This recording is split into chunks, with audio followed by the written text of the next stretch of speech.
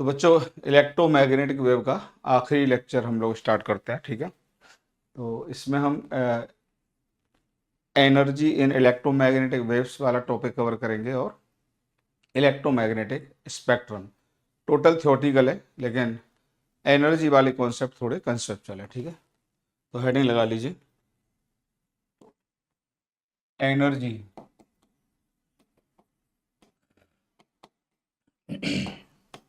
In electromagnetic waves. Energy in electromagnetic waves. Energy in electromagnetic waves. तो देखो, ये electro से स्टार्ट, थोड़ा सा बेसिक बताते हैं, थोड़ा बेसिक पे चले जाते हैं। In electrostatics,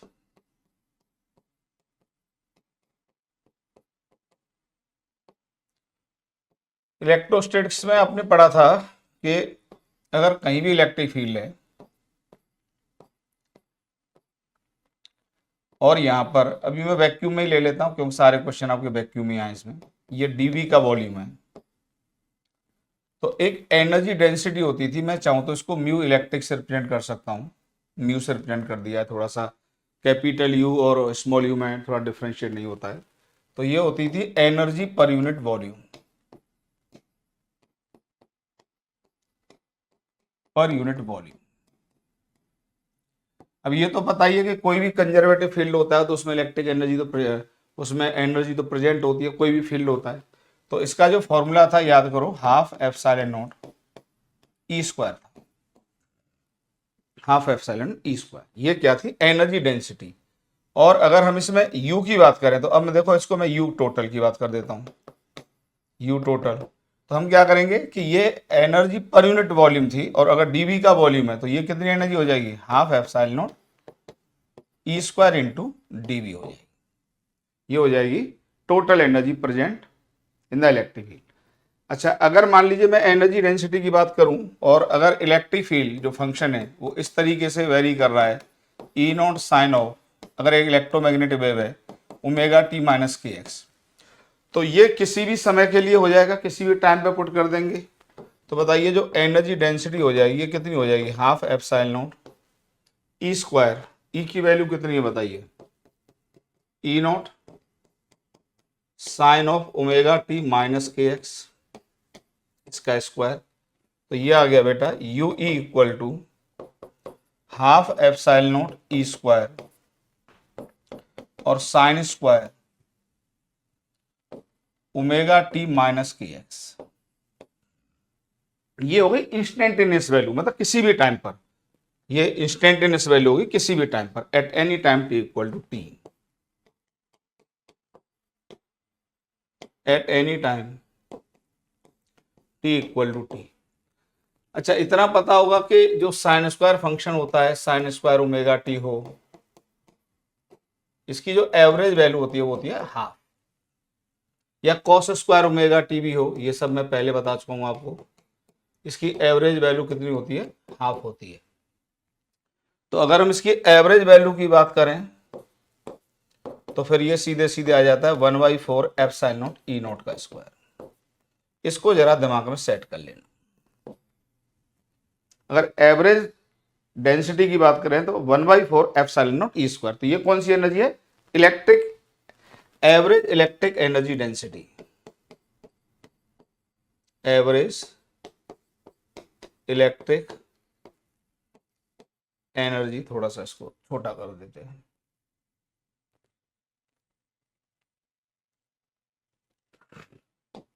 average electric energy density.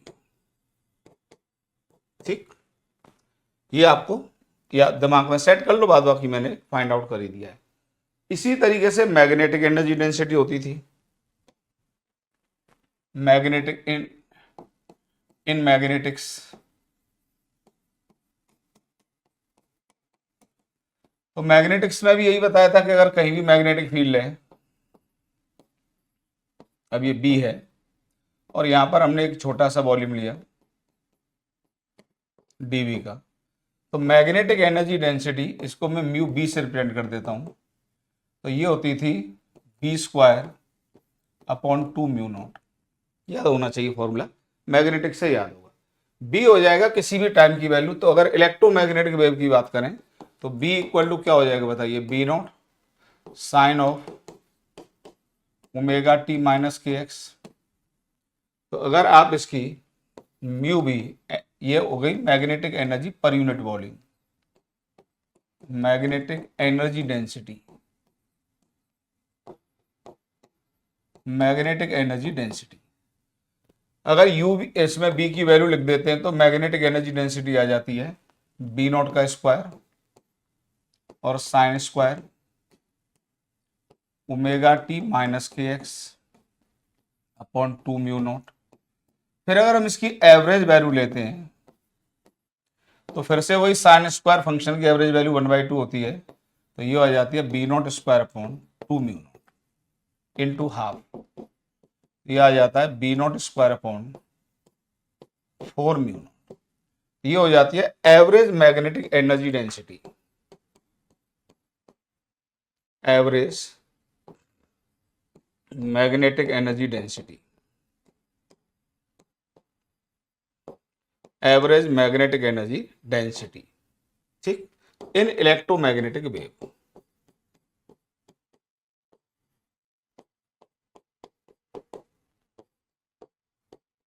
ठीक है, अब हम इसमें एक जरा ऑब्जर्वेशन और आपको दिखाते हैं, इतना नोट करिए, अगले पेज पे दिखाते हैं आपको ऑब्जर्वेशन।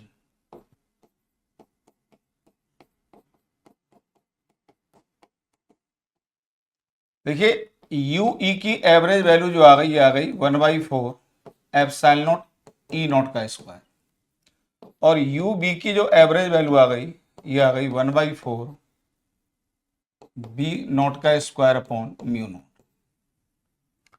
अच्छा, अब आपको एक फॉर्मूला भी पता रहता है, जो सी होता है वो म्यू नॉट और एप्सिलॉन नॉट होता है, और जो बी होता है वो होता है E/C, और अगर यहाँ पे नॉट लगा दें तो पी की वैल्यू के लिए रिलेशन हो जाता है। तो हम यहाँ पे ये प्रूव करना चाहेंगे कि average value of electrostatic energy और average value of magnetic energy density, मतलब average value of electric energy density और average value of magnetic energy density दोनों बराबर होते हैं। तो देखो प्रूव हो जाएगा बड़ी आसानी से। अगर मैं यू बी की एवरेज वैल्यू को इधर लिखता हूं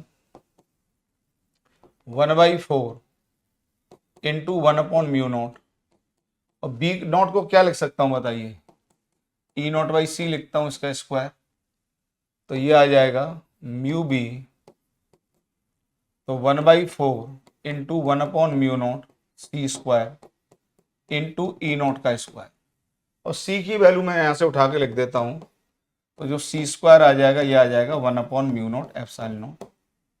यहाँ पर जरा मैं सी की वैल्यू लिख देता हूँ, या 1/c स्क्वायर लिख देता हूँ, तो 1/c स्क्वायर हो जाएगा म्यू नॉट एप्सिलॉन नॉट। यहाँ पे लिख देता हूँ जरा, mu B equal to 1/4 mu naught, और 1/c स्क्वायर की वैल्यू कितनी लिखी है बताइए, mu naught epsilon naught into E naught का स्क्वायर, म्यू नॉट से म्यू नॉट चला जाता है, तो एवरेज मैग्नेटिक एनर्जी डेंसिटी आ जाती है 1/4 एप्सिलॉन नॉट ई नॉट का स्क्वायर। और ये बताइए किसके बराबर आ गया, ये आ गया म्यू ई की एवरेज वैल्यू। तो यहाँ पे नोट करने वाला पॉइंट ये हो गया बेटा अब आपके लिए कि average value of electric energy density बराबर average value of magnetic energy density, और इसकी वैल्यू कितनी आ जाती है दोनों की, 1/4 एप्सिलॉन नॉट ई नॉट का स्क्वायर लिखो, चाहे इसको 1/4 म्यू नॉट बी नॉट का स्क्वायर अपॉन म्यू नॉट लिखो, दोनों से एक ही बात।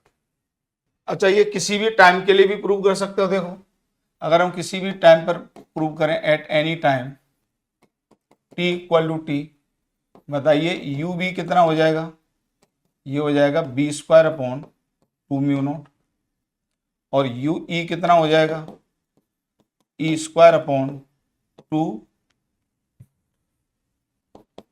Half epsilon naught E square. तो इसी में जरा बी की वैल्यू लिख दो आप, बी कितना हो जाएगा बताइए, उस समय का ई बाई सी। अब मैंने यहाँ पर इंस्टेंटेनियस वैल्यू ली है, ठीक है, ई बाई सी का स्क्वायर, तो ये कितना आ जाएगा, ये आ जाएगा ई का स्क्वायर अपॉन 2 म्यू नॉट और सी स्क्वायर, और सी की वैल्यू आपको बताई थी 1 upon mu naught epsilon not, तो सी स्क्वायर की वैल्यू हो जाएगी, या 1 अपॉन सी स्क्वायर की वैल्यू लिख दो, 1 अपॉन सी स्क्वायर हो जाएगा म्यू नॉट एप्सिलॉन नॉट।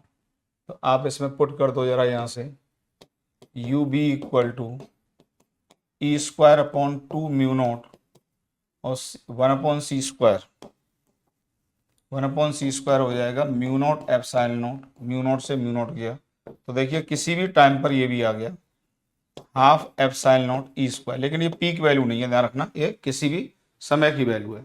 तो at any time T equal to T, at any time T equal to T, U B बराबर U E equal to half epsilon naught E square equal to B square upon 2 mu naught, ये भी prove कर देते हैं। और होना भी चाहिए, असल में दोनों में परफेक्ट सिमेट्री होती है, क्यों, इलेक्ट्रिक फील्ड ही मैग्नेटिक फील्ड को पैदा कर रहा है, तो इलेक्ट्रिक फील्ड ने देखा जाए तो टोटल एनर्जी अपनी मैग्नेटिक फील्ड को दे दी होगी, फिर मैग्नेटिक फील्ड इलेक्ट्रिक फील्ड को पैदा कर रहा है, तो मैग्नेटिक फील्ड ने अपनी टोटल एनर्जी इलेक्ट्रिक फील्ड को दे दी होगी, फिर इलेक्ट्रिक फील्ड मैग्नेटिक फील्ड को पैदा कर रहा है, तो दोनों एनर्जी डेंसिटी बराबर आने भी चाहिए। तो इस बात को लिख लीजिए कि energy density in electric field and magnetic field are equal. तो यहां से अबव डिस्कशन से हमको समझ में आया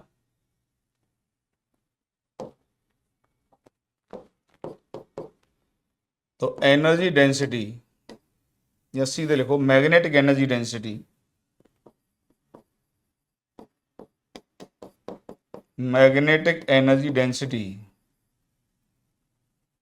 energy density and electric energy density,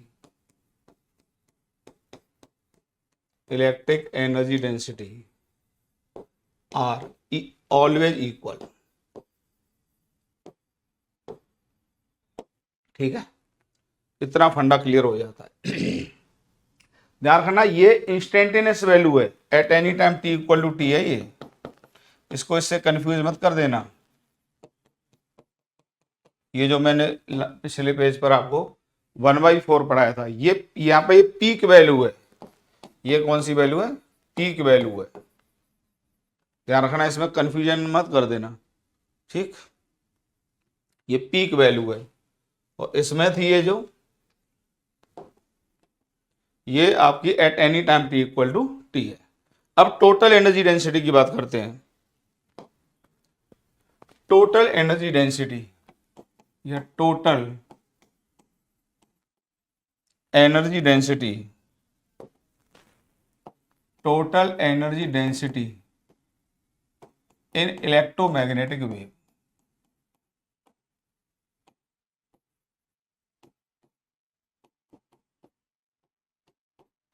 in electromagnetic wave. तो जो इलेक्ट्रोमैग्नेटिक वेव होती है, आप इसको ऐसे समझिए, ये इलेक्ट्रोमैग्नेटिक वेव किसी रीजन से पास कर रही हैं, बहुत सारी, और हमने यहां पे एक छोटा सा वॉल्यूम ले लिया डीवी का, ठीक। तो जो यहां पर एनर्जी प्रेजेंट होगी, एनर्जी प्रेजेंट होगी यू, टोटल लिख रहा हूं मैं, तो ये हो जाएगा U B into D V plus U E into D V. तो यू जो प्रेजेंट हो जाएगा, ये कितना आया था किसी भी टाइम पर, B square upon 2 mu naught into D V, plus ये कितना आया था, गलत लिख गया, बी का square upon 2 mu naught D V plus half epsilon naught E square into D V. तो यू जो आ जाता है, ये आ जाता है B square upon 2 mu naught plus half epsilon naught E square और डी वी। अब आप ये तो प्रूव कर चुके हैं ये दोनों टर्म बराबर होते हैं। ज़्यादातर हम जो एनर्जी को लिखते हैं वो इलेक्ट्रिक फील्ड के टर्म्स में लिखते हैं, तो इसको इसके बराबर लिख दो। तो जो U आ जाएगा ये आ जाएगा, इसको अगर आप रिप्लेस करेंगे तो 2 times half epsilon naught E square. मैंने असल में क्या किया कि ये जो B square upon 2 mu naught है इसको मैंने half epsilon naught E square लिख दिया, तो ये टर्म ये हो गया इनटू डी वी। इसको भी डी लिख लो, छोटी सी एनर्जी, ठीक। तो ये 2 से 2 चला जाएगा, तो डी यू बराबर epsilon naught E square into D we.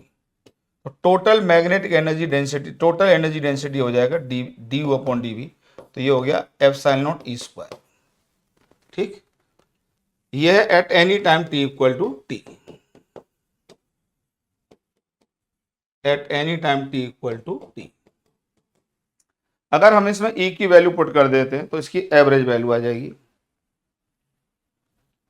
Eight any time T equal to t. चलिए नेक्स्ट पेज पे ले लेते हैं।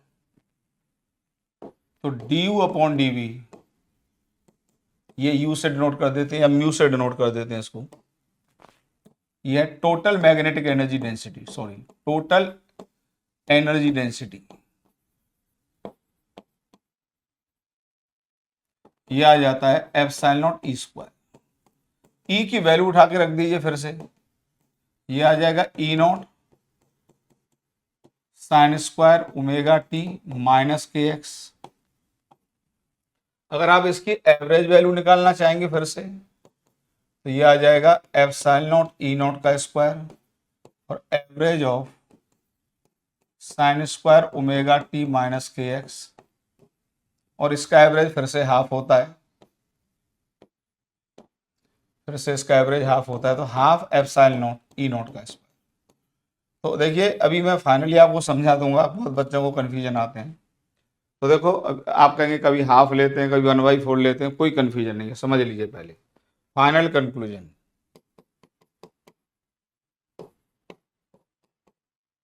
फाइनल कंक्लूजन अब मैं आपको समझा दे रहा हूं। अगर कहीं पर भी इलेक्ट्रोमैग्नेटिक वेव प्रेजेंट है,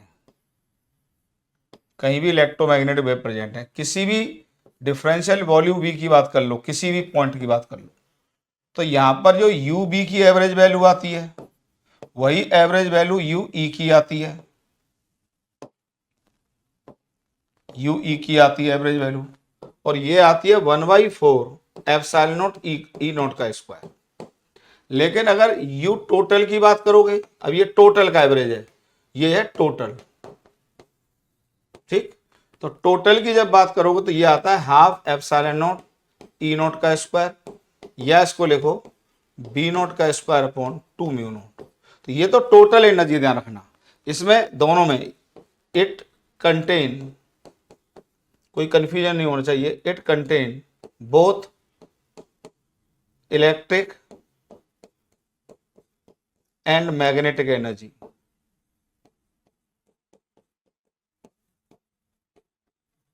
ये भी it also contain both electric and magnetic energy, इसमें दोनों है। ये सिंगल वैल्यू लिखी है मैंने, तो इसमें कोई कंफ्यूजन नहीं आना चाहिए। अगर केवल इलेक्ट्रिक एनर्जी पूछे तो ये लिखेंगे, और केवल दोनों एनर्जी पूछे तो ये लिखी जाएगी, ठीक है। मैंने पिछले पेज पे इसका टोटल डेरिवेशन आपको करके दे दिया, इसको याद कर लेना, ठीक है। इसमें खूब सवाल आते हैं। अब देखते हैं intensity of electromagnetic wave.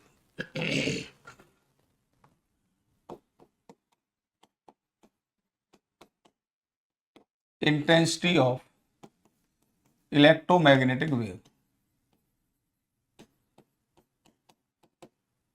Electromagnetic wave. असल में इंटेंसिटी की डेफिनेशन होती है, मैं जरा समझा देता हूं। इंटेंसिटी आई ये होता है पावर अपॉन एरिया। अब यहां पे एरिया के लिए बहुत खास बात होती है, when we define intensity, when we define intensity, तो ध्यान रखना। अभी इसका मतलब मैं लिख देता हूं, ये हो गया पावर होता है एनर्जी पर यूनिट टाइम,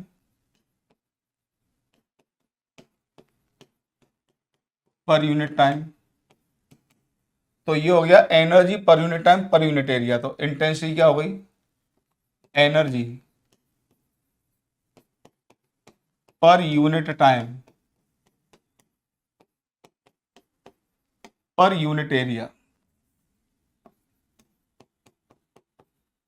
पर इसमें एक बहुत ही अच्छा कॉन्सेप्ट है, अभी मैं वहां पर थोड़ा चेंज करूंगा। When we define intensity, the area must be perpendicular to the direction of intensity या direction of propagation of energy. ये बहुत इंपॉर्टेंट पॉइंट है यार, इसमें कोई गलती नहीं होनी चाहिए। प्रोपेगेशन ऑफ एनर्जी कहने का मतलब, तो जब हम एनर्जी पर यूनिट टाइम पर यूनिट एरिया, और एरिया होना चाहिए परपेंडिकुलर टू द इंटेंसिटी, ये ध्यान रखना, perpendicular to the energy flow. ये जरा इसमें मैं अलग से लिख देता हूं, ये जो यूनिट एरिया होना चाहिए ये होना चाहिए perpendicular to the energy flow. इसको मैं समझा देता हूं। जैसे मान लीजिए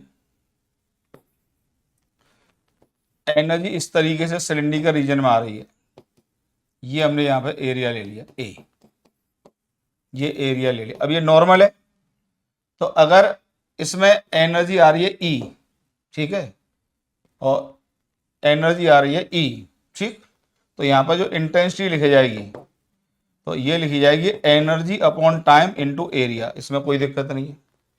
लेकिन अगर हमने इसी इंटेंसिटी को, अगर हमने इसी इंटेंसिटी एनर्जी को, ध्यान से सुन लेना, एरिया ये ले लिया, देखो ये एरिया तो ए था, ये तो परपेंडिकुलर था ही इसके फ्लो के, तो इसमें एरिया ए ले लिया, ये भाई यूनिट एरिया पे ए से डिवाइड कर दोगे तो ये एनर्जी पर यूनिट टाइम पर यूनिट एरिया आ जाएगा।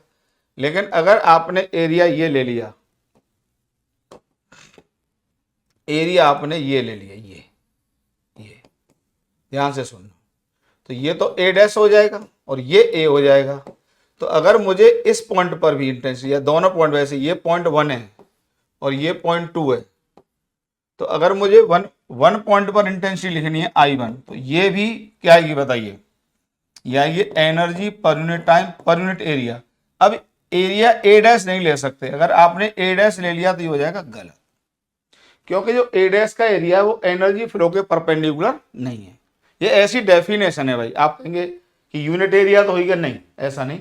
जो एरिया होना चाहिए वो हमेशा एनर्जी फ्लो के क्या होना चाहिए, परपेंडिकुलर होना चाहिए, उसमें से यूनिट एरिया लेना है। तो I1 पर भी जो इंटेंसिटी लिखी जाएगी वो यही लिखी जाएगी, एनर्जी पर यूनिट टाइम पर यूनिट एरिया, मतलब एरिया यही वाला लिया जाएगा, क्योंकि यही एनर्जी फ्लो के क्या है, परपेंडिकुलर है। ये कॉन्सेप्ट बहुत अच्छा है। तो ध्यान रखना, जब भी इंटेंसिटी डिफाइन करते हैं तो जो एरिया हमेशा होता है वो एनर्जी फ्लो के क्या होता है, परपेंडिकुलर होता है। इसमें कोई कंफ्यूजन नहीं होना चाहिए। और कोई एरिया नहीं लेते, ना ही किसी और एरिया का यूनिट कंसीडर कर सकते हैं, यूनिट एरिया यहां से ले लें, नहीं, यूनिट एरिया यहां से नहीं लेंगे, यूनिट एरिया इसी पोर्शन का लेंगे जो एनर्जी फ्लो के क्या है, परपेंडिकुलर है। तो इंटेंसिटी डिफाइन करते समय ये दिमाग में रहना चाहिए। तो ये कंफ्यूजन मैंने आपका पहले यहां से दूर कर दिया, ठीक है। अब जरा मैं इलेक्ट्रोमैग्नेटिक वेव की इंटेंसिटी निकाल देता हूं।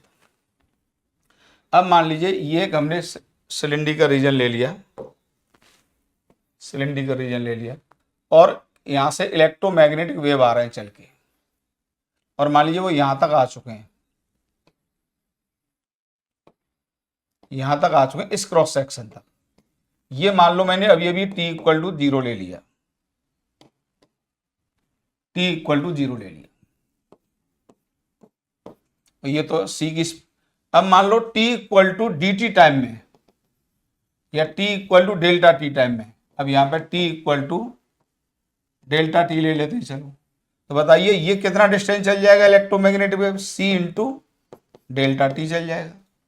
इसका एरिया मान लेता हूं मैं A। तो क्या होगा, ये जो एनर्जी थी अभी यहां तक प्रेजेंट थी, क्या अब वो एनर्जी इतने रीजन में और प्रेजेंट हो जाएगी, फ्लो होकर आ जाएगी, इतने वॉल्यूम में फ्लो होकर और आ जाएगी। ठीक, इतने वॉल्यूम में फ्लो होकर और आ जाएगी। ठीक, तो अगर एनर्जी डेंसिटी U है, ये क्या है, एनर्जी डेंसिटी। अब एनर्जी डेंसिटी अगर हम शब्द लिखते हैं तो उसमें दोनों ही एनर्जी होती है, इलेक्ट्रिक एनर्जी भी होती है और मैग्नेटिक एनर्जी भी होती है। तो U की वैल्यू पता ही है आपको, दोनों एनर्जी को लेते हुए तो half epsilon not E not का स्क्वायर होती है। ठीक, एवरेज वैल्यू ये आती थी, E नॉट का स्क्वायर आती है। और इंस्टेंटेनियस लिखोगे तो E का स्क्वायर कर दोगे, पर हम, ठीक है। अब बताइए इसमें टोटल एनर्जी कितनी हो गई, टोटल एनर्जी हो जाएगी energy density U multiplied by dV, या वॉल्यूम कर दो सीधे सीधे, क्यों बड़ा वॉल्यूम लिया आपने, वॉल्यूम। तो जो एनर्जी हो जाएगी, एनर्जी डेंसिटी आपकी half epsilon not E not का स्क्वायर, और जो वॉल्यूम आ जाएगा, इसका एरिया अगर A है तो वॉल्यूम आ जाएगा A into C into delta T.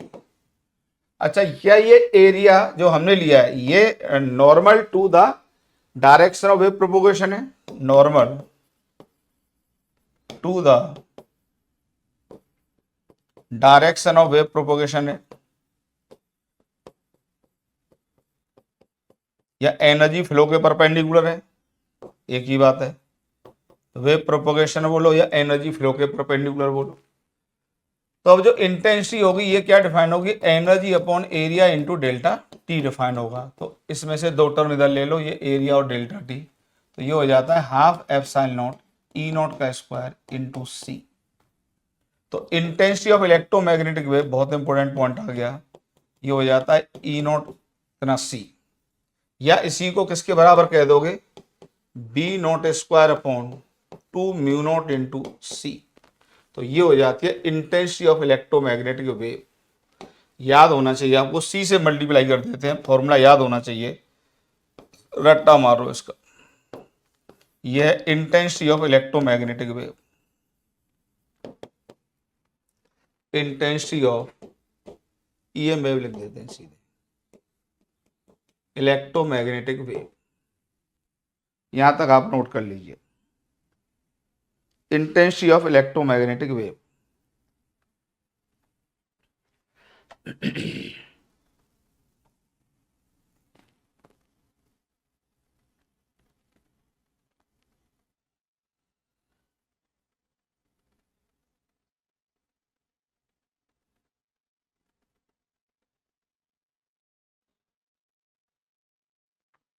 अब क्लियर है यहां तक। अब ये सब फॉर्मूले याद होने चाहिए भाई, फॉर्मूलों पे डायरेक्ट क्वेश्चंस हैं। अब एक कंसेप्ट और होता है Poynting vector.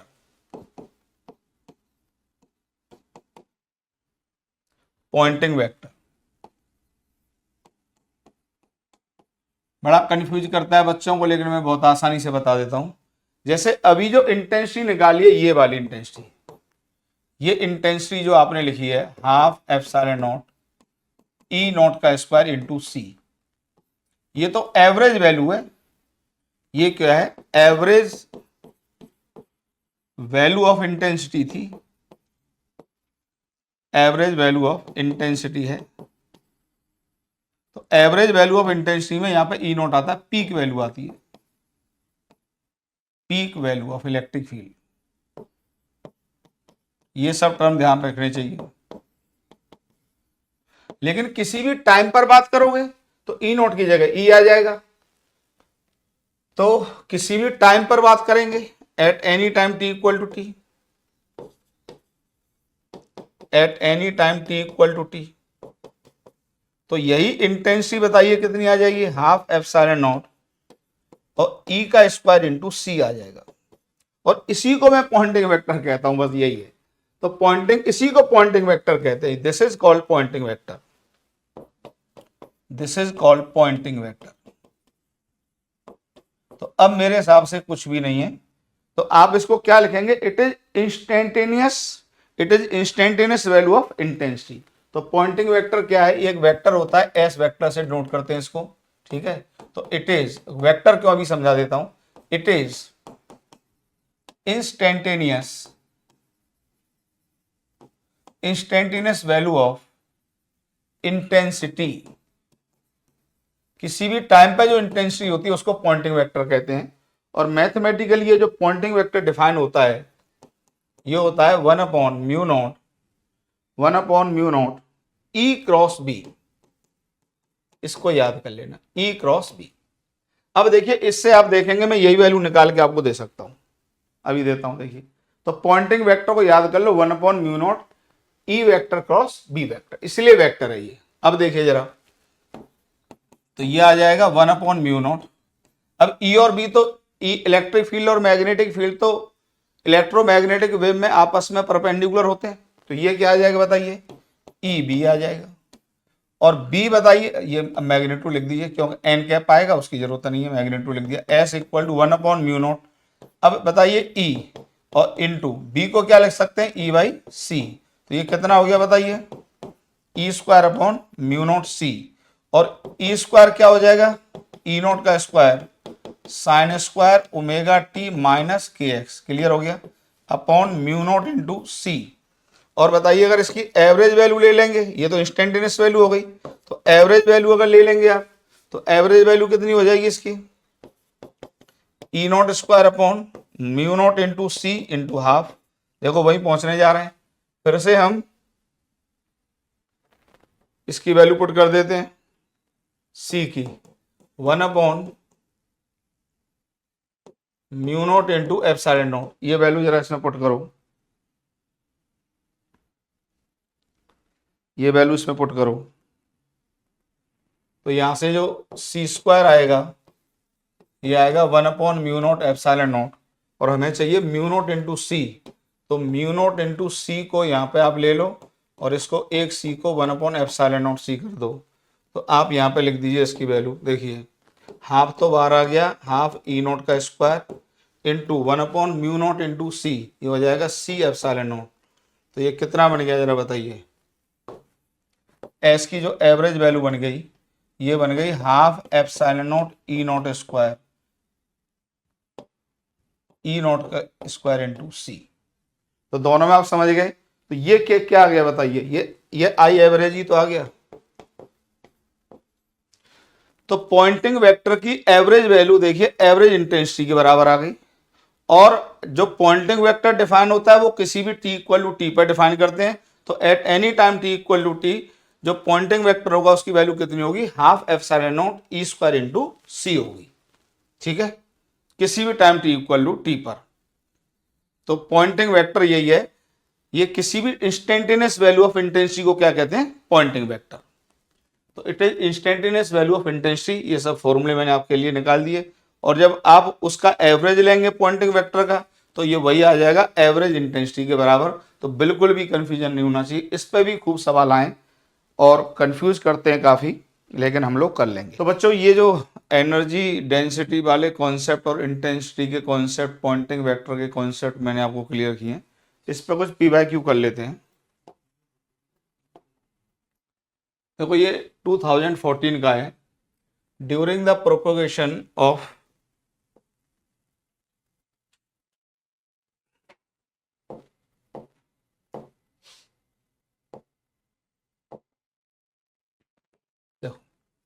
During the propagation of electromagnetic wave in a medium, ठीक है, electric energy density is equal to magnetic energy density. मुझे तो ये पहला नजर आ रहा है, बहुत बढ़िया, मुझे तो बहुत सही समझ में आ रहा है। Both electric and magnetic energy density are zero, ये गलत हो गया। Electric energy density is double of the magnetic energy density, ये भी नहीं होता है। Electric energy density is half of the magnetic energy density, ये भी नहीं होता। देखो एकदम थ्योरेटिकल आंसर है, आपको पता है, कॉन्सेप्ट क्लियर है तो कोई दिक्कत नहीं होगी, 1 मिनट में टिक होता है। अगला क्वेश्चन देखो, a red LED emits light at इतने वाट, ये पावर दिया हुआ है, uniformly around it the amplitude of the electric field of the light at a distance of 1 metre from the diode, मतलब सोर्स है। देखिए अब मैंने आपको इंटेंसिटी की डेफिनेशन क्या बताई थी, बताइए। इंटेंसिटी था एनर्जी पर यूनिट एरिया पर यूनिट टाइम, और एनर्जी पर यूनिट टाइम होता है पावर, तो ये हो जाता है पावर अपॉन एरिया। लेकिन ध्यान रखना ये एरिया होता है नॉर्मल, ये बहुत खास पॉइंट होता था, normal to the direction of energy, direction of flow of energy. शायद उधर से मैं लिखता हूं तो दिखाई नहीं देता है, इसलिए मैं इधर से लिखता हूं, direction of flow of energy. ठीक है, अब देखिए अगर एक पॉइंट सोर्स की बात करें तो ये एक सेल बनता है, सेल, और यहाँ पे अगर सोर्स रखा है इसका पावर पी है, तो जो एनर्जी इस तरीके से फ्लो करेगी इससे बाहर, ईएम वेव इस तरीके से जा रहे होंगे,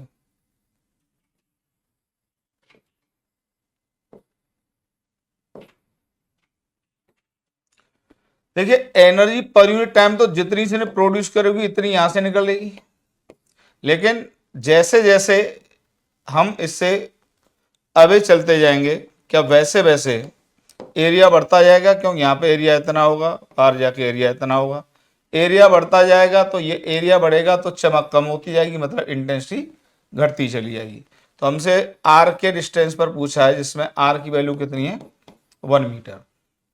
आप बताइए यहाँ पर अगर हम इंटेंसिटी निकालें तो इंटेंसिटी क्या लिखेंगे, यही एनर्जी, एनर्जी मतलब एनर्जी पर यूनिट है मतलब पावर, और अपॉन एरिया कितना आ जाएगा यहाँ बताइए, 4πr²। ठीक है, अब आपसे पूछा क्या है, इलेक्ट्रिक फील्ड का मैग्नीट्यूड, और बताइए इंटेंसिटी का फॉर्मूला क्या था, half epsilon naught E naught square into C, ये था कि नहीं था। एवरेज इंटेंसिटी ये निकल के आई थी हमारी, ये एवरेज, और एवरेज इंटेंसिटी में जब यहाँ हाफ था तो ई नॉट था। ठीक, अब इसकी वैल्यू पावर, पावर कितना दिया जरा बताइए, 0.1 वाट अपॉन, एक काम कर लो इसी में सीधे सीधे ई नॉट निकालना है ना आपको, तो E not equal to P या 2p अपॉन 4πε0, और ये आ जाएगा r² इंटू सी, इसका ले लो सीधे सीधे रूट, इसमें सारी वैल्यूज पुट कर दो, 2 इंटू, बताइए पावर कितना दिया है, पावर दिया है 0.1 अपॉन 4πε0 होता है 9 इंटू 10⁻⁹, और r² मतलब 1 मीटर, और c होता है 3 इंटू 10⁸। जब सॉल्व करते हैं तो मेरे पास इसका आंसर है 2.45 आता है बेटा, ये 2.45 volt per metre electric field का यूनिट होता है, तो 2.45 वोल्ट पर मीटर, ये आंसर हो गया इसका, ये आंसर हो गया। ठीक है, एकदम आसान है, लेकिन यही है कि पावर अपॉन एरिया, इंटेंसिटी को दो तरीके से लिखा, इसका सोर्स का पावर पी है तो आर के डिस्टेंस में इंटेंसिटी होता है पी अपॉन 4πr², और इलेक्ट्रोमैग्नेटिक वेव की डेफिनेशन से इंटेंसिटी होता है half epsilon naught E naught square into C, तो इससे हमने फाइंड आउट कर लिया इलेक्ट्रिक फील्ड का मैग्नीट्यूड। ठीक है, चलिए आगे देखते हैं। The energy associated with electric field is u e, total energy की बात कर रहा है, एनर्जी डेंसिटी की बात नहीं कर रहा है। And with magnetic field is u b for an electromagnetic wave in free space, तो ऑब्वियसली ये आंसर हो गया, दोनों ही एनर्जी क्या होती थी, बराबर होती थी। ठीक है, क्योंकि ये हो जाता था half epsilon naught E square into volume, जो भी ले लो, equal to half epsilon naught B square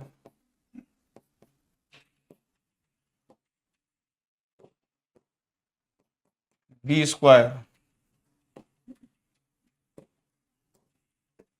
B square upon 2 mu naught into volume, और ये टर्म दोनों क्या होते थे, बराबर, इसलिए ये ऑप्शन हो जाता है। एकदम याद किया हुआ सवाल है, मतलब कॉन्सेप्ट याद होंगे तभी इमीडिएट होगा। चलिए अगला क्वेश्चन देख लेते हैं। An electromagnetic wave of intensity, wave की इंटेंसिटी दे रखी है 50 watt per metre square, enters in a medium of refractive index n without any loss. ध्यान रखना, ये इधर ए ले लो, इधर म्यू बराबर एन, रिफ्रैक्टिव इंडेक्स एन का मीडियम है, यहाँ से एक वेव इस तरीके से जा रही है। ध्यान रखना, यहाँ पर मैग्नीट्यूड होगा एम्पलीट्यूड ई नॉट, और यहाँ पर वेव स्पीड होगी सी, यहाँ पर इलेक्ट्रिक फील्ड का मैग्नीट्यूड ये होगा और वेव स्पीड होगी वी, लेकिन इसमें कोई लॉस नहीं हो रहा है। ठीक है, द रेशियो, अब पूछ क्या रहा है, without any loss the ratio of the magnitudes of the electric field and the ratio of the magnitudes of magnetic field of the wave before and after entering into the medium are respectively। तो यहां पर ये पूछ रहा है कि E not upon E का ratio क्या होगा और B नॉट अपॉन B का रेशियो क्या होगा। तो मेरे हिसाब से E नॉट अपॉन E का रेशियो फाइंड आउट कर लो, उसी में C से डिवाइड कर दोगे तो वही रेशियो फिर मैग्नेटिक फील्ड के लिए आ जाएगा। ठीक, चलिए कर लेते हैं। अच्छा, इंटेंसिटी यहाँ पर दोनों जगह बराबर दी है, मतलब जो इंटेंसिटी यहाँ पर है वही इंटेंसिटी यहाँ पर है। तो इंटेंसिटी क्या होगी बताइए, यहाँ पर होगी half epsilon naught E naught square into C बराबर, यहाँ पर इंटेंसिटी क्या होगी हाफ एप्सिलॉन नॉट की जगह एप्सिलॉन आ जाएगा और इलेक्ट्रिक फील्ड की जगह ई का स्क्वायर इंटू वेव स्पीड की जगह वी आ जाएगा। ठीक है, हाफ से हाफ खत्म हो गया। और अब आपसे ई नॉट अपॉन ई पूछा है, तो ई नॉट अपॉन ई का स्क्वायर सीधे सीधे आ जाएगा epsilon upon epsilon naught into V upon C. अच्छा एक बात बताओ, एप्सिलॉन क्या होता था, ये होता था एप्सिलॉन इंटू एप्सिलॉन आर। और एक चीज ध्यान रखना, जो रिफ्रैक्टिव इंडेक्स होता था वो रूट ऑफ एप्सिलॉन आर होता था। तो ये आ जाएगा epsilon naught into epsilon r upon epsilon naught और वी अपॉन सी। तो याद करो सी अपॉन वी को एन कहते थे, मतलब speed of light in vacuum divided by speed of light in medium को एन कहते थे। तो वी अपॉन सी को क्या कह देंगे बताइए, 1 अपॉन एन कह देंगे। इससे ये मर गया। अब इधर इसका रूट ले लो दोनों तरफ, तो E naught by E equal to, बताइए क्या हो जाएगा जब इसका रूट लोगे, तो ये आ जाएगा रूट ऑफ एन और ये आ जाएगा रूट ऑफ एप्सिलॉन आर। और रूट एप्सिलॉन आर किसके बराबर था, रूट एन के बराबर, सॉरी एन के बराबर था। याद करो, ये मैंने पहले ही बता दिया था आपको, यहाँ पर भी फिर से लिख दिया है एन अपॉन रूट एन। तो ये आ जाता है रूट एन। तो इलेक्ट्रिक फील्ड का रेशियो तो आ गया रूट एन। तो इसमें रूट एन में कुछ है नहीं, या तो ये होगा या ये होगा, ये तो हो ही नहीं सकते। एक आंसर तो आई गया, दो में मतलब दो में से एक ही ऑप्शन होगा। अब हम मैग्नेटिक फील्ड का रेशियो निकाल लेते हैं। तो कुछ है नहीं, देखिए मैग्नेटिक फील्ड का रेशियो यहीं से निकल आएगा।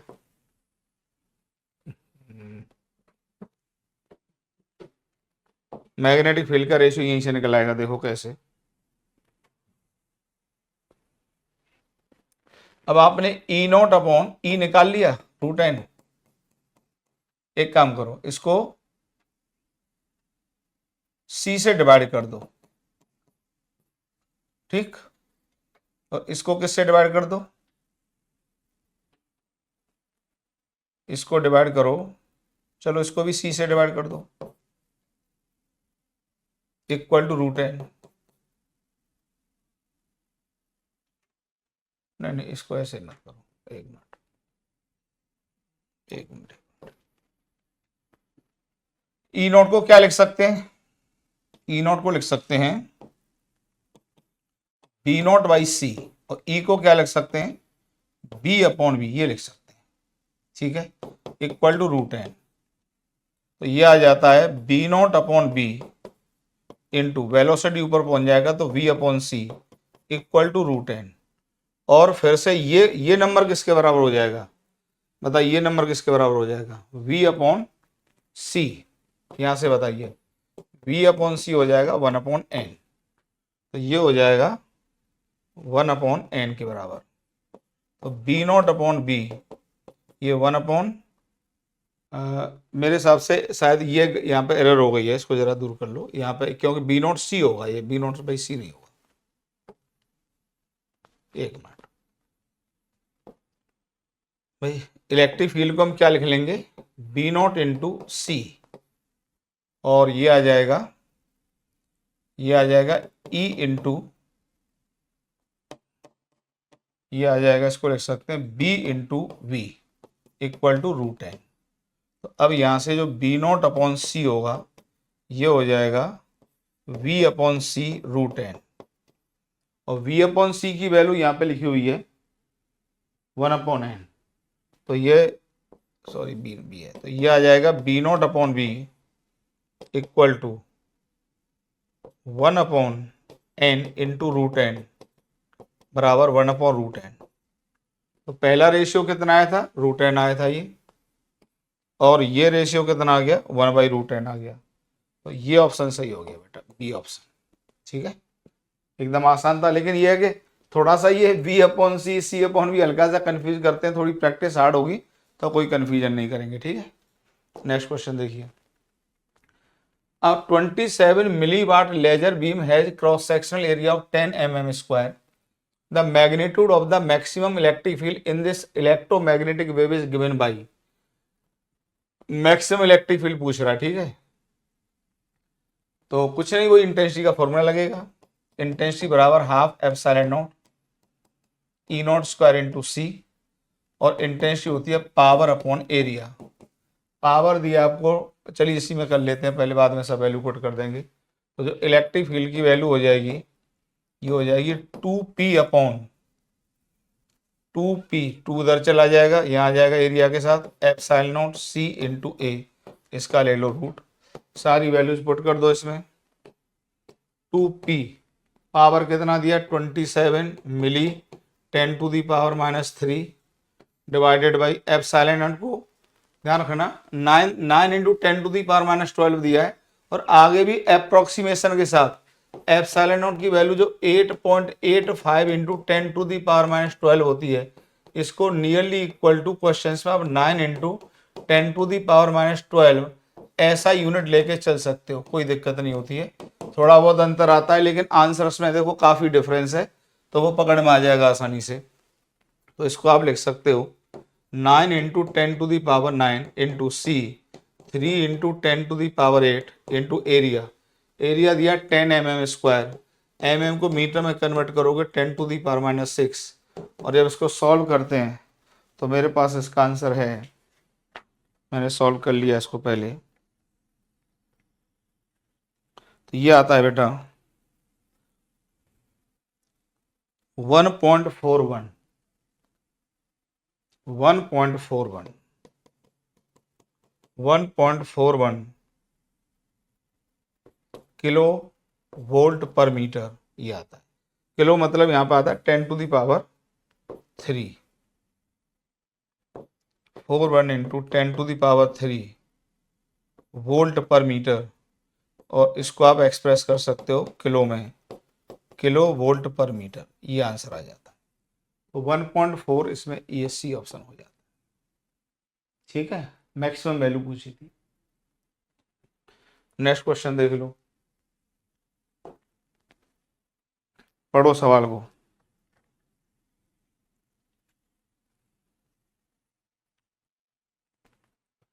The mean intensity of radiation on the surface of the sun is about 10 to the power 8 watt per meter square. Intensity दिया, the value of the RMS value पूछिए, ध्यान रखना।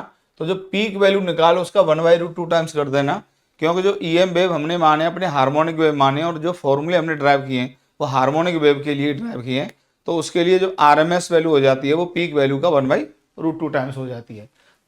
RMS value of the corresponding magnetic field, ठीक है। तो magnetic field के लिए बताइए क्या हो जाएगा, इसको इलेक्ट्रिक फील्ड से निकाल लो, बाद में पुट कर देंगे, उससे कोई दिक्कत नहीं है। Half epsilon naught E naught square into c equal to intensity यही इंटेंसिटी, और बराबर कितनी दी है बताइए, the mean intensity of the radiation 10 to the power 8 दी है, ठीक। या लास्ट में पुट कर देना, तो ई नॉट की वैल्यू यहां से निकाल लो बेटा, तो ई नॉट आ जाता है 2i upon c epsilon naught का रूट। तो ये जरा रख दो इसमें सारी value, 2 into 10 to the power 8 upon c 3 into 10 to the power 8, और देखो मैंने एप्सिलॉन नॉट के लिए बताया था कि आप इसको 9 इंटू 10 टू दी पावर -12 ही यूज कर लो, इसको कोई दिक्कत नहीं है। तो ये इससे ये चला गया, इसकी जब वैल्यू हम सॉल्व करते हैं तो ये आ जाता है लगभग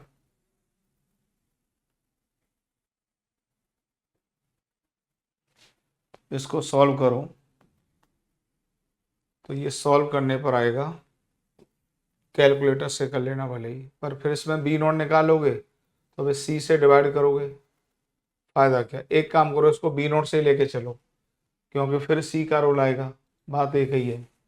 इसको 1 मिनट बी से लेके चलो, मैग्नेटिक एनर्जी डेंसिटी से ही, बी नॉट का square upon 2 mu naught into C, बराबर इंटेंसिटी कर दो 10⁸ ठीक, ये कर दो।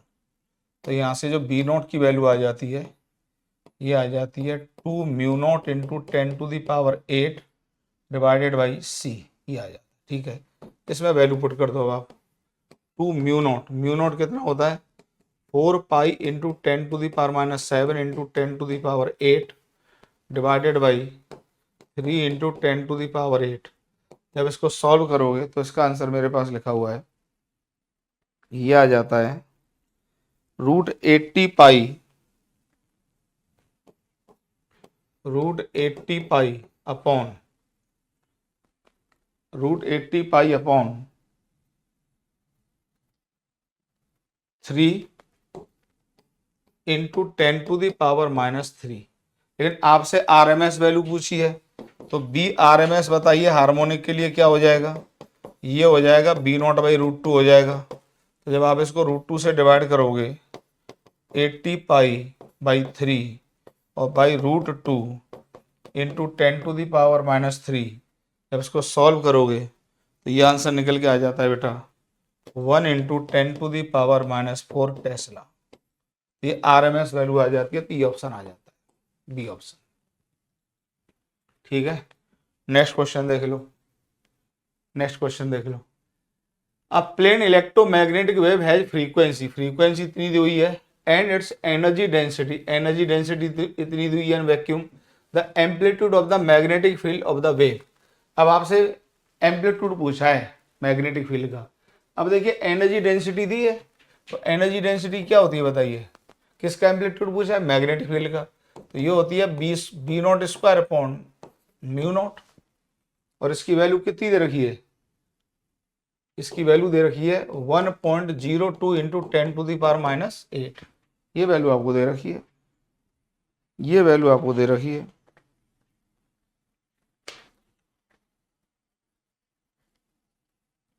ठीक,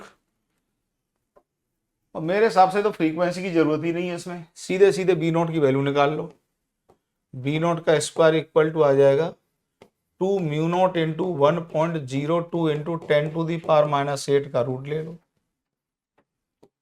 इसको बी नॉट को यहाँ से हटा दो स्क्वायर को, तो B naught equal to 2 mu naught आ जाएगा 4 पाई इंटू 10⁻⁻7 इंटू 1.02 इंटू 10⁻⁻8। और जब सॉल्व करोगे तो ये आंसर आ रहा है, ये आंसर आ रहा है 160 इंटू 10⁻⁻9 टेस्ला। और इसको लिख सकते हो आप 160 नैनो टेस्ला, क्योंकि 1 नैनो इक्वल टू होता है 1 इंटू 10⁻⁻9। तो कौन सा ऑप्शन हो गया, बी ऑप्शन हो गया। एकदम इजी क्वेश्चन है, आप देख लीजिए, थोड़ी प्रैक्टिस होने के बाद ही लेकिन कॉन्फिडेंस आता है। नेक्स्ट क्वेश्चन देख लो। For an electromagnetic wave travelling in free space the relation between average energy density due to electric field and magnetic field. देखिए दोनों की एनर्जी डेंसिटी बराबर होती है, तो ये पहला ही पहला ऑप्शन हो जाएगा, इसमें तो कोई दिक्कत ही नहीं है। ठीक है, बहुत आसान हो गया ये तो। नेक्स्ट देख लो।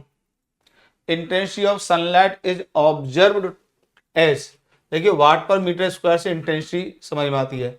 At a point in free space what will be the peak value of magnetic field at that point. आपको मैग्नेटिक फील्ड की पीक वैल्यू बतानी है, तो मैग्नेटिक फील्ड की पीक वैल्यू बताइए क्या हो जाएगी। तो इंटेंसिटी आपको दी हुई है, तो B naught square upon 2 mu naught into C बराबर, ये आ जाएगी इंटेंसिटी के बराबर। तो देखिए इस फॉर्मूले पे कितने क्वेश्चन हैं आप देख रहे हो लाइन से, तो ये आ जाएगा 2 mu naught I upon c का क्या ले लो, रूट ले लो। तो B naught equal to value put कर दो 2 mu naught 4 pi into 10⁻⁻7 into intensity, what is the value of intensity, ये दी हुई है 0.092 डिवाइडेड बाई सी 3 इंटू 10⁸। और इसका जो आंसर मेरे पास है, मैंने थोड़े से जल्दी सॉल्व हो जाए इसलिए आंसर सब लिख लिए, 2.77 इंटू 10⁻⁸ टेस्ला। ठीक, तो ये वाला ए ऑप्शन हो जाता है इसका। नेक्स्ट देख लीजिए, the electric field in an electromagnetic wave is given by. Electric field, अब की बार इलेक्ट्रिक फील्ड की इक्वेशन दी हुई है, ये नहीं दिया किस डायरेक्शन में ऑसिलेट कर रहा है। Find the intensity of the wave if it is propagating along x axis in the free space. तो कुछ भी नहीं है, बहुत आसान है। तो आपको इलेक्ट्रिक फील्ड दिया हुआ है, ठीक है, इलेक्ट्रिक फील्ड का इक्वेशन दिया हुआ है। अब इंटेंसिटी पूछी है, तो इंटेंसिटी का फॉर्मूला क्या है बताइए, half epsilon naught E naught square into C, कुछ है ही नहीं, यही है वाट, ठीक है, यही है, बस लिख दीजिए वैल्यू। अच्छा देखिए, भले ही इसमें एप्सिलॉन नॉट की वैल्यू 8.85 दी है, पर आप आंसर्स में देखिए काफी डिफरेंस है, तो आप इसको 9 इंटू 10⁻⁻12 लेके चलो, कोई दिक्कत नहीं है। अब ई नॉट इसमें पीक वैल्यू होती है जो 56.5 आप लेके चलेंगे, तो 56.5 का स्क्वायर इंटू 3 इंटू 10⁸ और जब आप इसको सॉल्व करते हैं तो फिर से मैं वही कहूँगा कि मेरे पास इसका आंसर है, ठीक है, मेरे पास इसका आंसर है, इसका जो आंसर है मेरे पास ये लिखा हुआ है 4.24 वाट पर मीटर स्क्वायर, 4.24 वाट पर मीटर स्क्वायर। तो कौन सा ऑप्शन मैच कर गया, सेकंड मैच कर गया, ठीक है। नेक्स्ट क्वेश्चन देख लीजिए, the ratio of average electric energy density and total average, देखो यहाँ पे थोड़ा सा कंसेप्ट है, याद करो, जो टोटल एनर्जी डेंसिटी आई थी ये तो आई थी half epsilon naught E naught का स्क्वायर आई थी, और लेकिन जो यू इलेक्ट्रिक आई थी ये आई थी 1/4 एप्सिलॉन नॉट ई नॉट का स्क्वायर। तो ये जो यू इलेक्ट्रिक है ये हाफ ऑफ यू टोटल थी, ये यू टोटल थी भैया। अब आपसे पूछा क्या है, the ratio of the average electric energy density and total average energy density. तो आपसे you total electric energy density you E upon you total, you E upon you total, ये आ जाएगा हाफ, तो हाफ आंसर आ जाता है, D option आ जाएगा, ठीक है, डी ऑप्शन आ जाता है।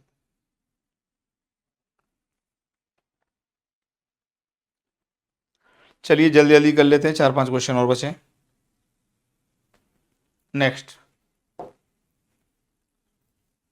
For the plane electromagnetic wave given by, एक इलेक्ट्रिक फील्ड का इक्वेशन ये दिया हुआ है, मैग्नेटिक फील्ड का इक्वेशन ये दिया हुआ है। The ratio of average electric energy density to average magnetic energy density, ये तो 1 होता है, दोनों बराबर होते हैं, इसमें तो कुछ है ही नहीं, दोनों ही बराबर होते हैं, कुछ है ही नहीं। नेक्स्ट देख लीजिए, the energy density associated with electric field and magnetic field B of an electromagnetic wave in free spaces given by, तो इसमें तो कुछ है ही नहीं, इलेक्ट्रिक एनर्जी डेंसिटी और मैग्नेटिक एनर्जी डेंसिटी। अब आप ये देख लो, तो ये एप्सिलॉन नॉट तो नीचे आएगा नहीं इसमें, ये तो गलत हो गया, ये भी गलत हो गया, ये सही हो गया मेरे हिसाब से, ये भी सही हो गया, पर बी वाला चेक कर लो, बी वाले में ये गलत हो गया तो यही सही हो गया फाइनली फिर, तो डी ऑप्शन हो जाता है 13 का, ठीक है, डी ऑप्शन हो जाता है, एकदम आसान। नेक्स्ट देख लीजिए, the energy of an electromagnetic wave content in a small volume oscillate with zero frequency, half the frequency of the wave, double the frequency of the wave, the frequency of the wave. देखिए ये आपको समझाता हूं, तो electric field होता था, ये होता था E naught sine of omega T, मतलब कुछ भी ओमेगा टी या के एक्स जो भी होता था, इसका जो इक्वेशन आता था याद करो वो ये आता था एक साइकिल का, और जो एनर्जी आ जाता था वो प्रोपोर्शनल टू ई का स्क्वायर आता था। तो एनर्जी प्रोपोर्शनल टू जो सम लैम्डा टाइम्स आप कर सकते हो साइन स्क्वायर ओमेगा टी या समथिंग जो भी हो, तो इसका जो ग्राफ आएगा देखिए यहां तक ही करोगे तो ये लूप भी ऊपर हो जाता था और ये लूप भी ऊपर हो जाता था। तो देखिए एक टाइम पीरियड में ये कितनी बार अपनी वैल्यू को रिपीट कर रहा है, 2 बार, लेकिन ये अपनी वैल्यू को कितनी बार रिपीट कर रहा है, देखो यहां भी रिपीट करेगा, गलत बना दिया, 1 minute,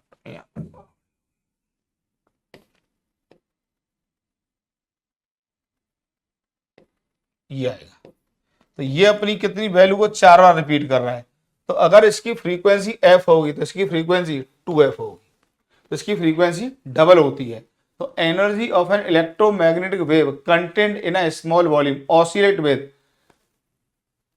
double the frequency of the wave. तो सी ऑप्शन हो जाएगा, मतलब एनर्जी वेव की फ्रीक्वेंसी के डबल से ऑसिलेट करती है। तो सी ऑप्शन सही हो जाएगा, एकदम आसान है। तो यहां से आपको ये ग्राफ से बात क्लियर हो जाती है कि अगर ये एक पीरियड में 2 बार ऑसिलेट किया तो ये 4 बार ऑसिलेट किया भैया, तो इसकी फ्रीक्वेंसी डबल हो जाएगी। नेक्स्ट देख लीजिए, the electric field of an electromagnetic wave is given by, ये इलेक्ट्रिक फील्ड दिया है, जे में ऑसिलेट कर रहा है, where omega and c are angular frequency and velocity of electromagnetic wave respectively, the energy content in a volume. अब इसमें volume में एनर्जी पूछी है तो कुछ कोई दिक्कत नहीं है। यू एवरेज, अच्छा देखो भले इलेक्ट्रिक फील्ड दिया है पर हम तो टोटल की बात करेंगे, तो जो यू आ जाएगा, यू टोटल जो आता था ये आता था half epsilon naught E naught का स्क्वायर, और जो यू आ जाएगा कैपिटल यू, ये स्मॉल यू है, या म्यू से दिखा दो इसको, तो ये यू आ जाएगा half epsilon naught E naught square into volume, जितने वॉल्यूम आपसे पूछा है, ठीक है। अब इसकी वैल्यू लिख दीजिए आप, हाफ एप्सिलॉन नॉट की वैल्यू वही 9 इंटू 10 टू द पावर 9 लिख लिया करो, sorry 10 to the power minus 12, 9 into 10 to the power minus 12, और ई नॉट की पीक वैल्यू आपको दी है 20 का स्क्वायर, और कितने वॉल्यूम एनर्जी पूछी है 5 into 10 to the power minus 4, और जब आप इसको यू टोटल के लिए सॉल्व करते हैं तो ये वैल्यू निकल कर आती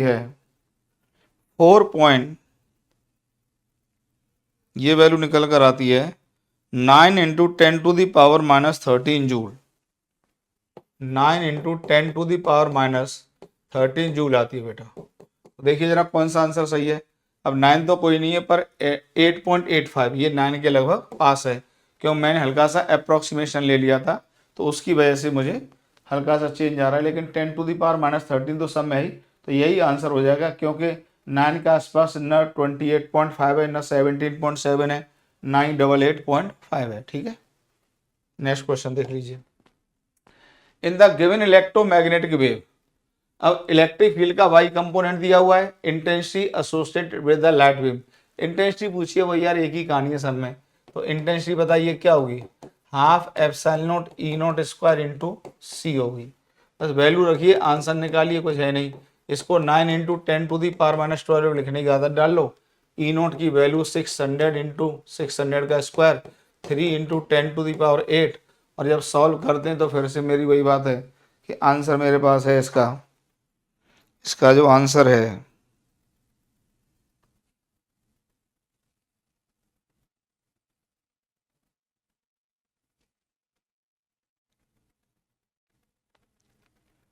इसका आंसर सॉल्व करना पड़ेगा, सॉल्व कर लेना, इसका आंसर मेरे पास है नहीं, जो भी वैल्यू आ जाए आप सॉल्व कर लीजिएगा, ठीक है, सॉल्व कर लीजिएगा इसकी वैल्यू, सॉल्व कर लीजिएगा इसको, ठीक है, जो भी वैल्यू आ जाए आप निकाल के देख लीजिएगा।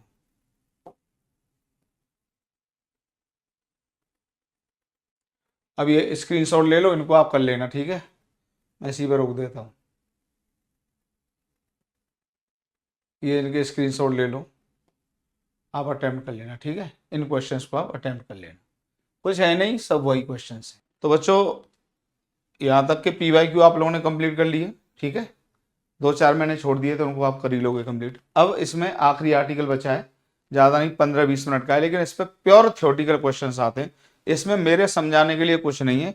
मेरी बेस्ट एडवाइस तो ये है कि आप NCERT से 2-3 पेज तो दिए हुए हैं इलेक्ट्रोमैग्नेटिक स्पेक्ट्रम के, आप उनको पढ़ लीजिए। मैंने भी वहीं से समझ के लिखा है चीज़ों को, मैंने भी कुछ नया नहीं किया है। तो आप चाहें तो फिर भी हेडिंग लगा लीजिए इलेक्ट्रोमैग्नेटिक स्पेक्ट्रम, जो मेरी मदद हो सकती है आपके लिए इसको पढ़ने में, वो मैं आपको एक्सप्लेन किए दे रहा हूँ, ठीक है, ज़्यादा कुछ है नहीं वैसे मेरे लायक। तो इलेक्ट्रोमैग्नेटिक स्पेक्ट्रम असल में है क्या, the orderly distribution the orderly distribution of electromagnetic waves in accordance with their wavelength और frequency in distinct groups having widely differing properties is called electromagnetic spectrum. देखिए स्पेक्ट्रम का मतलब होता है किसी भी फिजिकल क्वांटिटी का अरेंजमेंट। जैसे मान लीजिए आप इलेक्ट्रोमैग्नेटिक वेव्स का अरेंजमेंट कर रहे हैं। अब इलेक्ट्रोमैग्नेटिक वेव कोई एक तो है नहीं, उसको हमने बहुत सारे पार्ट्स में बांट रखा है, मेनली 7 होते हैं, ठीक है, मेनली 7 होते हैं। तो उसको याद रखने के लिए मैंने एक बहुत बढ़िया बात बता दी है कि आप इसको याद कर लो, गाड़ी एक्सयूवी इन माई रेंज, इससे आपको बहुत फायदा होगा।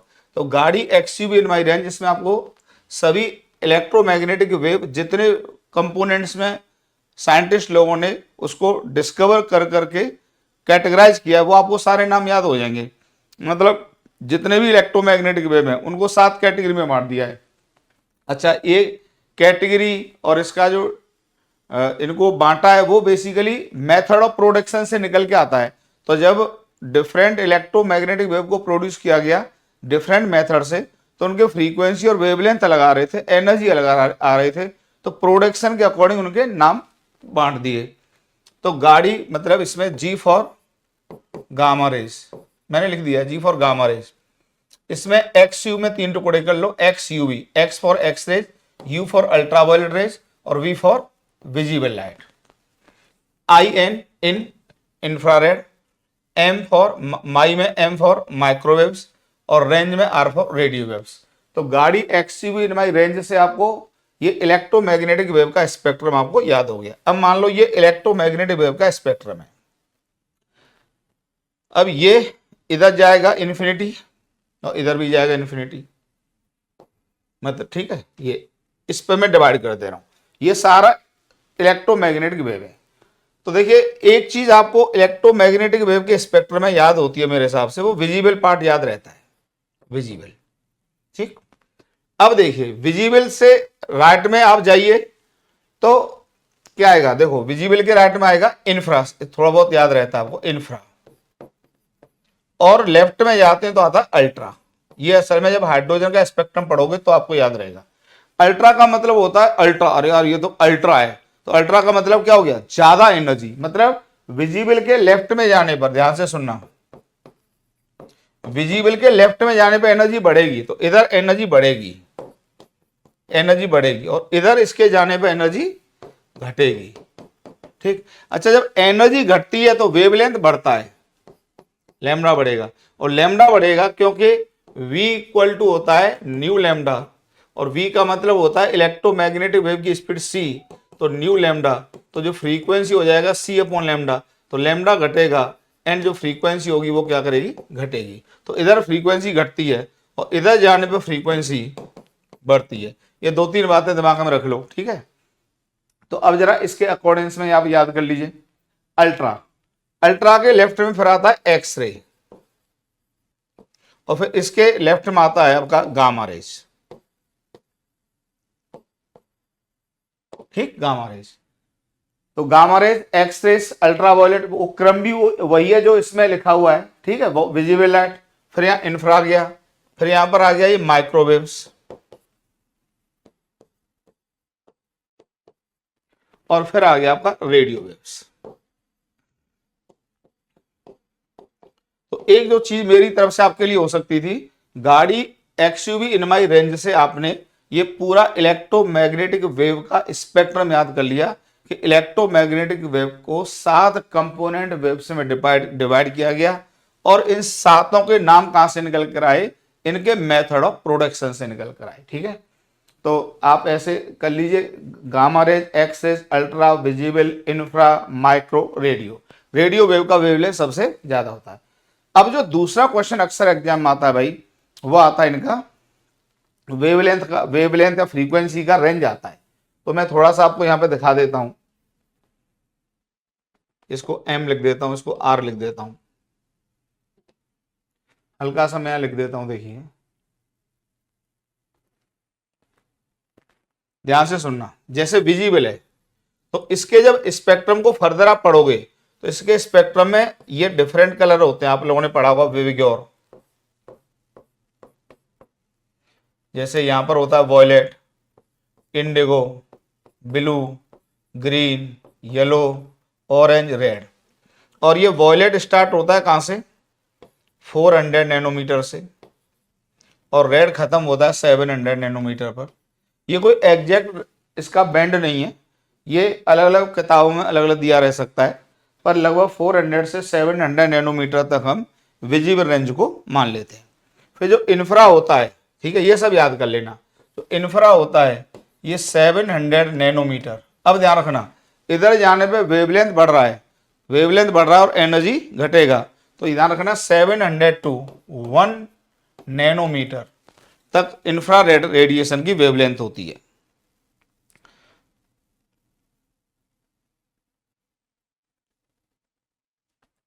नैनोमीटर में गलत लग गया, इसको 1 mm कर लो, यहाँ पे 1 mm होता है, 1 mm तक इंफ्रारेड होता है।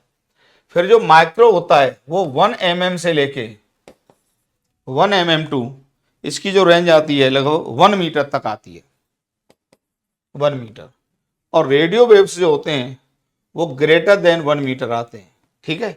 तो ये लगभग इनका जो रेडियो वेव्स होते हैं, इनका जो वेवलेंथ होता है लैम्डा 1 मीटर टू लगभग 10⁶ मीटर तक होता है, ठीक है। तो देखिए रेडियो वेव के वेवलेंथ बहुत ज़्यादा होते हैं। अब इसको आसानी से याद कर सकते हो, यहाँ पे 1 मीटर, यहाँ पे 1 mm, तो मतलब याद हो जाता है। यहाँ पर ये 1 mm से 700 नैनोमीटर, ये 700 से 400। अब आप इधर आ जाओ तो ये वाले याद हो गए, देखो याद हो गए, 400 से 700, 700 से 1 mm, 1 mm से 1 मीटर, 1 मीटर से 10⁶ याद हो जाते हैं। अच्छा, एग्जाम में फ्रीक्वेंसी पूछेगा, फ्रीक्वेंसी याद रखना आसान नहीं है, वेवलेंथ याद रखना आसान है। आप वेवलेंथ याद करो और अकॉर्डिंगली ये फॉर्मूला यूज करके, अगर आपको वेवलेंथ याद है तो C/λ करके क्या निकल आएगा, फ्रीक्वेंसी मौके पे निकाल लेना। अब जो अल्ट्रा का होता है वो दिमाग में होना चाहिए, वो 1 नैनोमीटर से, अब इधर वेवलेंथ क्या करेगा, घटेगा, तो ये जाता है 1 नैनोमीटर टू 400 नैनोमीटर। अब ये जो एक्सरे होता है, एक्सरे का जो वेवलेंथ जाता है ये लगभग जाता है 10⁻³ नैनोमीटर टू 1 नैनोमीटर। और गामा रेज का जो जाता है ये जाता है less than 10⁻³ less than 10⁻³ nanometre. तो इसमें भी कुछ खास नहीं है भाई, विजिबल आपका 400, तो इसके 3 ही तो लेफ्ट में, अल्ट्रा, एक्स रे, गामा, तो ये होता है 400 से 1 नैनोमीटर, ये होता है 1 नैनोमीटर से 10⁻³ नैनोमीटर, और ये 10⁻³ नैनोमीटर से छोटा होता है, ठीक है। तो ये तुम्हें याद रखने पड़ेंगे जो मैंने लिखे हैं, कि जितने भी कंपोनेंट ऑफ इलेक्ट्रोमैग्नेटिक वेव जो हमने लिखे हैं, इनके वेवलेंथ कहां से कहां तक लाई करते हैं, क्योंकि एग्जाम में इन पर फ्रीक्वेंसी पूछे जाते हैं भैया, बोर्ड में विशेष रूप से, जेई मेन में विशेष रूप से, और नीट में विशेष रूप से। तो ये इलेक्ट्रोमैग्नेटिक स्पेक्ट्रम तो बेटा आपको याद होना ही चाहिए, ठीक है, इतना नोट कर लीजिए। अब हम एक एक के बारे में कुछ प्रॉपर्टीज, मेथड ऑफ प्रोडक्शन और इनके क्या क्या यूज हैं ये भी देख लेते हैं। तो सबसे पहले गामा रेस, तो मैंने आपको गामा रेस के बारे में बता दिया था, इसका जो वेवलेंथ होता है वो होता है लेस देन 10⁻³ नैनोमीटर। प्रोडक्शन होता है radio active decay of nucleus. देखिए जब ये आपको रेडियो एक्टिविटी वाले चैप्टर में समझ में आएगा या न्यूक्लियस वाले चैप्टर में समझ में आएगा। जब न्यूक्लियस, ये जो रेज निकलते हैं वो एटम के अंदर से नहीं निकलते हैं, सबसे पहले दिमाग में रखना, ये न्यूक्लियस के अंदर से निकलते हैं। जब alpha decay, beta decay, gamma decay होते हैं तो जो डॉटर न्यूक्लियस होता है वो हायर न्यूक्लियर स्टेट्स में फॉर्म होता है, और जब वो स्टेबिलिटी लेता है तो फर्दर रेडिएशंस रिलीज करता है, और उन्हीं रेडिएशंस का नाम क्या है, गामा रेडिएशन। तो मेन पॉइंट क्या है, इनका जो प्रोसेस ऑफ प्रोडक्शन है या ओरिजिन है वो क्या है, nucleus, from inside the nucleus. तो मेन पॉइंट यह है कि न्यूक्लियस के अंदर से निकलते हैं, ये याद रखने वाली बात है। वैसे तो आगे जब आएगा तो बहुत अच्छे से आप लोग इनको समझ जाओगे। मेन यूज क्या है, देखिए ड्यू टू हाई एनर्जी, देखिए इनका वेवलेंथ बहुत छोटा होता है, तो वेवलेंथ बहुत छोटा होता है तो E = SC/λ, इतना सबने पढ़ा होगा। तो इनकी एनर्जी बहुत ज्यादा होती है, तो have strong penetrating power, hence are used to kill cancerous cells, cancer के ट्रीटमेंट में यूज होती हैं ये, ठीक है। To preserve food stuffs for a long time because soft gamma rays can kill micro organism, ये बैक्टीरिया वायरसेस को kill करने के काम आता है। तो इतना ही इसमें आप याद रखो, बाद बाकी आप क्वेश्चंस PYQ करोगे तो समझ में आ जाएगा। तो दो बातें याद रखनी है, इसका वेवलेंथ क्या है, 10⁻³ से छोटा होता है। इनका प्रोडक्शन क्या है, ये निकलते कहां से, फ्रॉम न्यूक्लियस, न्यूक्लियस के अंदर से निकलते हैं, कैंसर के ट्रीटमेंट में यूज होते हैं और आपके फूड स्टफ को भी प्रिजर्व करने में यूज होते हैं। ठीक है, क्योंकि इनके फोटॉन्स की एनर्जी बहुत ज्यादा होती है, तो इनका हाई पेनिट्रेटिंग पावर होता है, ये आपको याद रखना है। फिर एक्सरेज का एक यूज तो सब लोग जानते हैं। अच्छा, गामा रेज के जस्ट राइट में एक्सरे है, तो इनका भी एनर्जी बहुत ज्यादा होता है, तो जो वेवलेंथ होता है वो 10⁻³ नैनोमीटर से 1 नैनोमीटर होता है। ये तो याद रखना पड़ेगा। एडवांस जैसे एग्जाम में ये रेंज एक बार आ चुका है भैया। प्रोडक्शन, अच्छा देखिए, जैसे मैंने आपको बताया कि गामा रेज कहां से प्रोड्यूस होते हैं, फ्रॉम इनसाइड द न्यूक्लियस, तो एक्सरेज का जो प्रोडक्शन है वो एटॉमिक ट्रांजिशन से होता है। एटॉमिक ट्रांजिशन, जैसे ये होता है न्यूक्लियस, तो एटॉमिक ट्रांजिशन मतलब जब इलेक्ट्रॉन हाई एनर्जी सेल से लो एनर्जी सेल में आता है, या कोई इलेक्ट्रॉन इसके साथ कोलिजन करता है एटम के साथ, तो एक्सरेज का प्रोडक्शन होता है। ये एक्सरे वाले चैप्टर में मॉडर्न फिजिक्स में बहुत डिटेल आएगा, इस तरीके से निकलेंगे, बहुत डिटेल आएगा। पर आपको याद यही रखना है कि न्यूक्लियस के अंदर से नहीं निकलते हैं। मतलब what is the basic difference between X ray and gamma rays. Gamma rays are originated from inside the nucleus and X-rays are originated from the atomic transitions.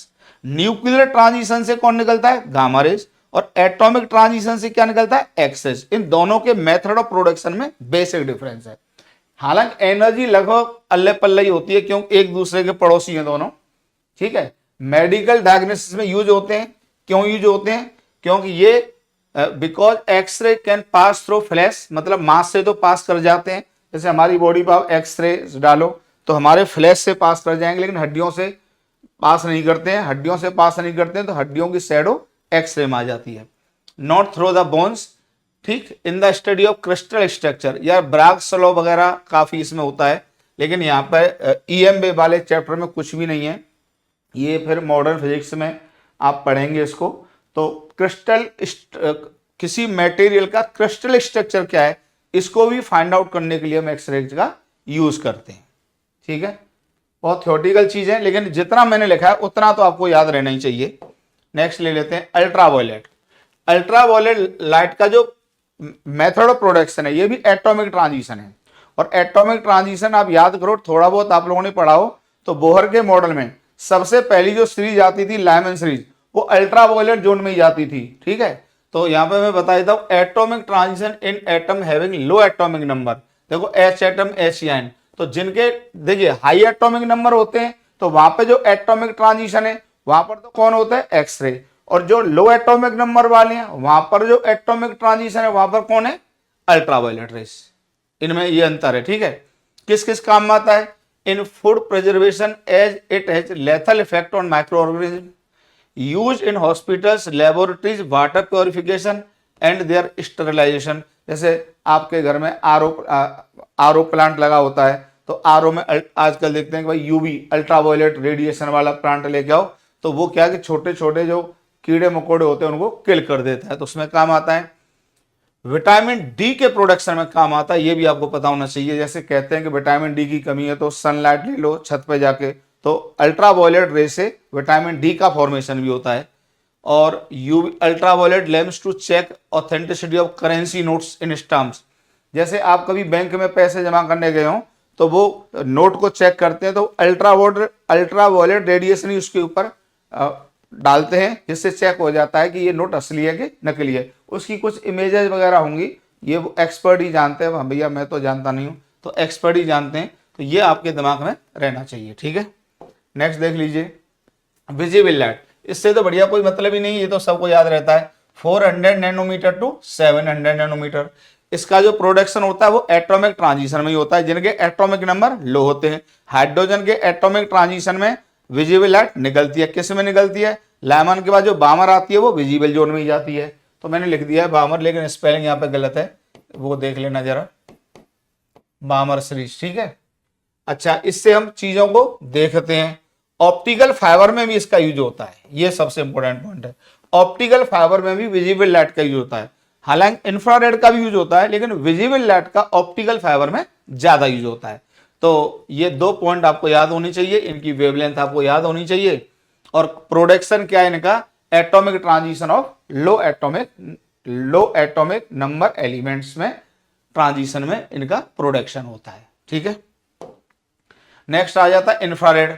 Infrared भी आपके लो एटॉमिक नंबर वाले एलिमेंट के ट्रांजिशन में इसका जन्म होता है। ये साफ कैसे नहीं आ रहा है, साफ नहीं आ रहा है, थोड़ा सा साफ सुथरा नहीं आ रहा है, 1 मिनट। चलिए थोड़ा बहुत दिखाई दे रहा होगा। इंफ्रारेड वेव्स हीट रेडिएशन, ये हीट रेडिएशन होते हैं, इनका वेवलेंथ 700 नैनोमीटर से 1 mm तक होता है, ये याद होना चाहिए आपको। Production vibration of atom, atom vibrate करते हैं तब भी निकलते हैं, मॉलिक्यूल्स के वाइब्रेशन से पैदा होते हैं। और एटॉमिक ट्रांजिशन पाक्शन सीरीज जो होती है वो इंफ्रारेड रेडिएशन में ही लाई करती है। मेन यूज क्या है, रिमोट कंट्रोल, जो आप एसी के टीवी के जो रिमोट चलाते हैं उनमें इंफ्रारेड रेडिएशन का यूज होता है। और एक खास, they are not scattered in fog और smoke, hence are used for detecting fog, smoke and hidden objects. Physiotherapy में यूज होता है, sometime use in optical fibre, optical fibre में भी इनका यूज होता है। थियोरेटिकल चीजें भाई आपको याद ही रखनी पड़ेंगी और कोई तरीका नहीं है, और इनको पढ़ के आप पीवाईक्यू लगाना तो आपको बहुत मजा आएगा। ठीक है, इतने में ही आपके क्वेश्चंस लगने लग जाएंगे। नेक्स्ट देख लो, माइक्रोवेव्स। माइक्रोवेव्स का वेवलेंथ मैंने इलेक्ट्रोमैग्नेटिक स्पेक्ट्रम में समझाई दिया था, 1 mm टू 1 मीटर होता है। ठीक है, प्रोडक्शन इसमें जरा देख लेना, ये मैग्नेट्रॉन ट्यूब होती है भाई, इसको याद कर लो, ये जेईई मेन में कई बार क्वेश्चन आ चुका है। ठीक है, तो अब देखो होता क्या है, in magnetron tube microwaves are produced using motion of electron in a magnetic field used in microwave ovens and radars. ठीक है, in simple term microwaves are generated when fast moving electrons interact with electric and magnetic field inside special vacuum tubes और semiconductor devices. जो special vacuum tube है इसी को हम क्या करें, मैग्नेट्रॉन ट्यूब कह रहे हैं यार, ये याद होना चाहिए। तो माइक्रोवेव का जो प्रोडक्शन होता है वो मैग्नेट्रॉन ट्यूब में होता है। उसमें होता क्या है, फास्ट मूविंग इलेक्ट्रॉन्स का इंटरेक्शन होता है with electric field and magnetic field, और इनका जो वेवलेंथ होता है वो 1 mm टू 1 मीटर होता है, ये याद होना चाहिए माइक्रोवेव्स का। माइक्रोवेव ओवन आपको पता ही है, मैग्नेटिक इंडक्शन पर, मैग्नेटिक इफेक्ट ऑफ करंट पर आधारित होता है, तो वो सब आपको पता होता है। रेडियो वेव्स, इनके वेवलेंथ का रेंज याद होना चाहिए 1 मीटर से 10⁶ मीटर तक। Radio waves are produced when electrons are accelerated और decelerated when an alternating current of suitable frequency flows through a conductor like an antenna. The accelerated electron emit electromagnetic radiations in the form, ये spelling सही कर लेना, form होगा, form of radio waves. The frequency of AC determines the frequency of radio waves। ये पूरा याद ही रखना पड़ेगा आपको कि जब इलेक्ट्रॉन एक्सीलरेट या डेसीलरेट करता है पर्टिकुलर AC की फ्रीक्वेंसी के लिए, तो उसी फ्रीक्वेंसी के रेडियो वेव्स पैदा होते हैं। तो इन शॉर्ट में भी लिख दिया है कि radio waves are produced when alternating current flows through an antenna causing electrons to accelerate and emit electromagnetic radiation of radio frequency। और जो फ्रीक्वेंसी हमें चाहिए होती है उसी फ्रीक्वेंसी के हमको रेडियो वेव्स मिल जाते हैं। तो ये सब आप याद ही रखें, मैंने इसमें पढ़ा दिया, बाद बाकी एनसीईआरटी से भी पढ़ लें, थियोरेटिकल था, फिर भी मैंने इलेक्ट्रोमैग्नेटिक स्पेक्ट्रम को कंप्लीट कर दिया है। चलिए ठीक है, इलेक्ट्रोमैग्नेटिक वेव आपका कंप्लीट होता है। अब मैं अगला चैप्टर आपको पढ़ाऊंगा पोलराइजेशन। ठीक है।